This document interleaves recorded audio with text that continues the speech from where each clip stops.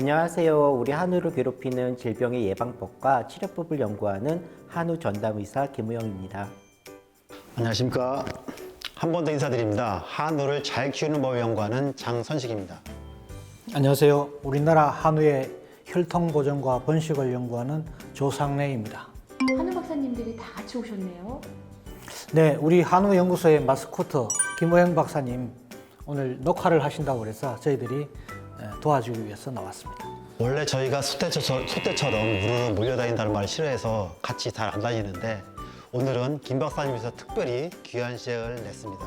근데 김 박사님 표정 별로 안 좋으신데. 오랜만에 연구소 벗어났는데 여기서도 선배님들 계시니까 아주 미납니다.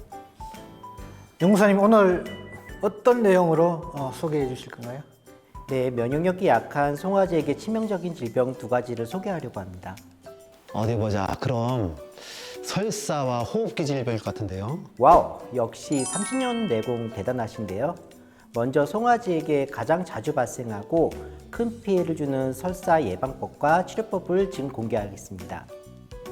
면역력이 약한 송아지가 설사를 하면 영양분을 제대로 흡수하지 못해 성장이 지연되고 다른 질병에도 쉽게 감염되기 때문에 한우 사육 농가에서는 설사는 가장 무서워하는 질병인데요. 폐설하는 가장 큰 피해를 예방하기 위해서는 다음 몇 가지 따라야 할 수칙이 있습니다. 첫째는 초유를 먹이는 것입니다. 초유는 송아지를 낳고 2일 이내에 어미에게서 나오는 젖으로 초유 섭취는 송아지가 어미로부터 면역물질을 공급받을 수 있는 유일한 경로이고 출생 초기에 발생할 수 있는 질병을 예방할 수 있는 예방주사와 같다고 할 수 있습니다. 따라서 초유성 면역물질이 송아지 장에서 잘 흡수될 수 있게 하기 위해서 분만 후 30-40분 이내에 초유를 먹이거나 어미의 젖을 빨 수 있도록 도와주는 것이 좋습니다. 그 이유는 초유에 포함된 면역물질의 흡수는 송아지 장에서 출생 후 24시간까지입니다. 시간이 지날수록 흡수 능력이 급속하게 떨어지기 때문에 분만 직후 빨리 많은 양의 초유를 급여하는 것이 중요합니다. 그럼 초유는 얼마나 먹여야 될까요? 처음 태어난 송아지가 하루 동안 섭취해야 될 초유의 양은 송아지 체중의 4에서 5%로 25kg 송아지의 경우에는 1리터에서 1.2리터 정도를 24시간 안에 섭취할 수 있도록 해야 하고요. 송아지가 초유를 먹기 전에는 어미의 젖꼭지를 소독해 주는 것이 좋습니다. 그러면 송아지에게 있어서 초유는 영양제이자 보약이라고 할 수 있겠네요? 네, 맞습니다. 두 번째 수칙은 백신 접종인데요. 설사를 일으키는 대표적인 바이러스로는 로타바이러스와 코로나 바이러스가 있고 세균으로는 대장균이 있습니다. 현재 많은 백신이 시판되고 있습니다. 그러면 백신도 분만 직후에 바로 접종해야 되나요? 아닙니다. 백신은 송아지가 아닌 분만 전 어미소에게 접종하는 것이 좋은데요.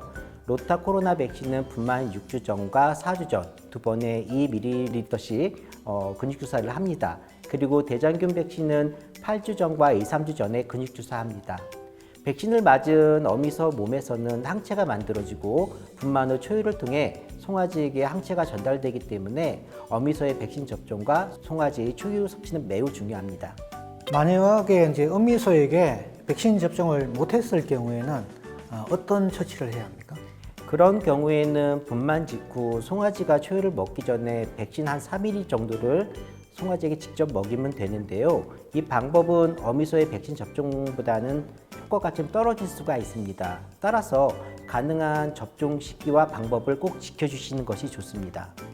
그 현장에서는 가끔 항생제를 갖다가 사용을 하던데요. 백신 대신에 이제 항생제를 사용해도 됩니까? 항생제는 세균을 죽이거나 증식을 억제하는 역할을 할 뿐 바이러스 감염에는 직접 작용하지 않습니다. 하지만 바이러스성 질병에도 항생제를 사용하는 이유는 바이러스에 감염돼 질병을 앓으면서 면역력이 떨어져 2차적으로 세균성 질병에 감염되는 것을 예방하는 데 도움이 되기 때문입니다. 따라서 설사병을 예방하기 위해서는 백신을 접종하셔야 합니다. 우리가 어렸을 때는 아무래도 위생적이지 않다 보니까 이질, 장염 같은 병에 많이 걸렸었거든요. 송아지 설사도 축사 환경에 많은 영향이 있는 것 같습니다.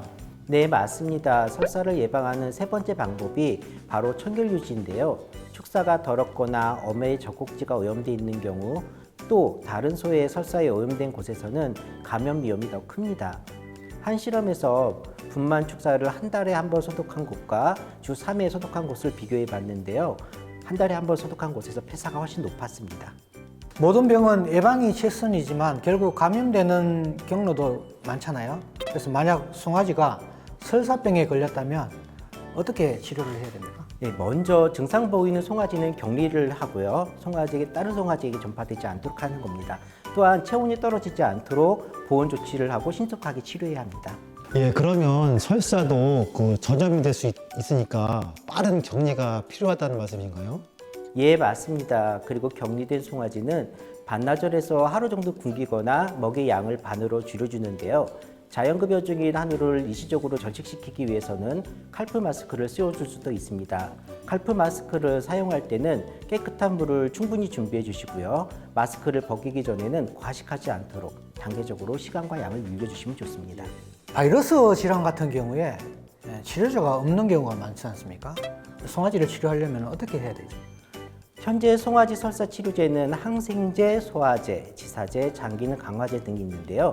전문 수의사와 상의해서 증상에 따라서 주사제와 경구제를 처방받아서 치료하시는 것이 좋습니다. 그러니까 사람처럼 송아지 역시 설사로 인한 탈수 증상이 가장 위험하지 않을까요? 예, 맞습니다. 송아지가 설사로 폐사하는 원인은 탈수와 저대질, 즉 염분의 불균형 때문입니다. 따라서 탈수 증상을 보이는 송아지는 수액을 직접 먹이거나 피하 주사, 정맥 주사하는 것이 좋습니다. 그럼 농장주가 직접 주사를 할 수도 있습니까? 예, 누구든지 연습하시면 하실 수 있습니다. 먼저 탈수 증상이 나타나는 송아지를 고정시키시고요. 수액과 수액 세트를 연결한 뒤 수액을 열어 수액줄 안에 공기를 제거해 줍니다. 이후 70% 알코올로 정맥 주사 부위를 소독을 하고 또 정맥주의 아랫부분을 눌러서 볼록 튀어나오게 한 다음에 거기다가 IV 카테터를 삽입을 합니다. 그리고 쇠로 된 바늘 뒤로 뺀 다음에 안에 부드러운 카테터를 밀어 넣어 주시고요. 이후로 수액줄에 연결을 하고 분당 80에서 120방울 떨어지도록 이렇게 조절해 주시면 됩니다. 불과 10여 년 전만 해도 송아지 설사는 호환, 마모와 같이 아주 무서운 질병이었거든요.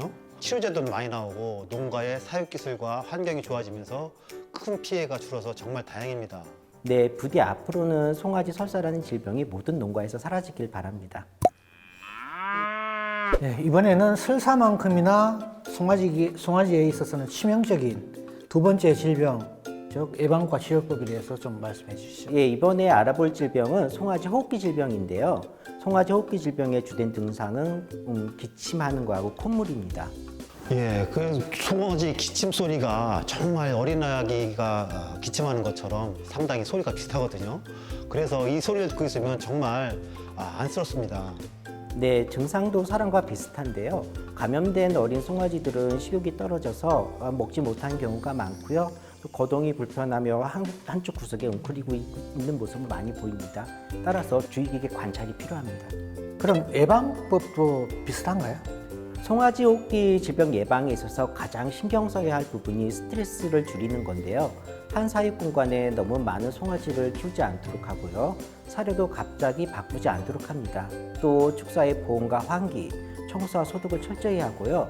호흡기 질병 예방 접종 중 수송열 예방 백신은 생후 1개월에 접종하고 호흡기 질병 혼합 백신은 2개월에서 3개월에 2번 접종합니다. 상상하고 싶지 않은 일이지만 만약 호흡기 질병에 감염됐을 경우 어떻게 해야 됩니까? 가장 좋은 치료법은 효과가 있는 항생제와 소염제, 해열제, 거담제 등을 주사하는 것인데요. 여기서 중요한 점은 주사 후 증상이 좋아져도 3, 4일 꾸준히 치료해야 재발을 막을 수가 있습니다. 또 만약 집단으로 발생했을 경우에는 감염되지 않은 송아지와 어미 소에게도 예방 차원에서 항생제를 접종하는 것이 질병 전파를 막을 수 있는 좋은 방법입니다.